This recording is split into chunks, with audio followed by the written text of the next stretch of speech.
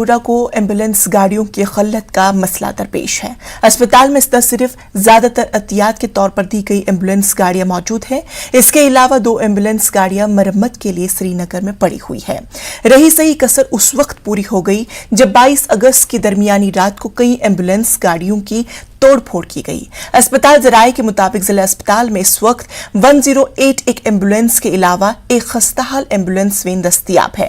DDC ممبر غلام محی الدین راتھر نے ضلع اسپتال میں ایمبولینس گاڑیوں کی کمی پر اظہار برہمی کرتے ہوئے ڈائریکٹوریٹ ہیلتھ سروس کشمیر سے مطالبہ کیا کہ ضلع اسپتال بانڈی پورہ کو مناسب تعداد میں ایمبولینس گاڑیاں فراہم کی جائے۔